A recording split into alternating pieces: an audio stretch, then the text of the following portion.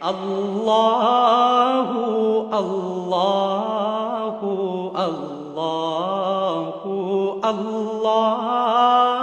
ایک صاحب نے یہ سوال کیا ہے، کیا مرد کے لیے بھی ولی سے اجازت لینا ضروری ہے جبکہ اس کے والدین وفات پا چکے ہیں؟ دیکھیں، اخلاقی طور پر تو جب بھی کوئی چھوٹا شادی کرتا ہے، نکاح کرتا ہے، اس کی یہ ذمہ داری بنتی ہے کہ اپنے والدین کو اعتماد ملے، اپنے بڑوں کو اعتماد ملے۔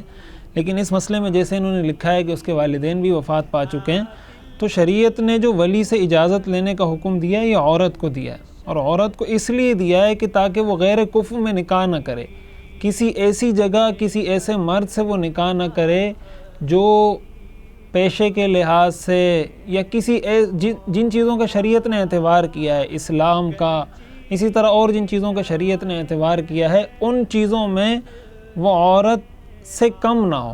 تو شریعت نے کفو کا اعتبار اس کے لیے کیا ہے۔ ایسی صورت میں اگر عورت غیر کفو میں نکاح کر دیتی ہے تو ولی کو شریعت نے اختیار دیا ہے کہ اس کے نکاح کو ختم کر دے۔ لیکن مرد کے لیے یہ مسئلہ نہیں، مرد چاہے کسی بڑی خاندان کی عورت سے شادی کرے یا کسی چھوٹے خاندان کی عورت سے شادی کرے، اس کے لیے دونوں طرح سے شادی کرنا جائز ہے، اور یہ مرد کے لیے عار بھی نہیں ہے۔ تو شریعت نے عورت کے لیے تو کفو کا اعتبار کیا، مرد کی جانب سے نہیں کیا۔ اس لیے اصولی طور پر مرد کے لیے یہ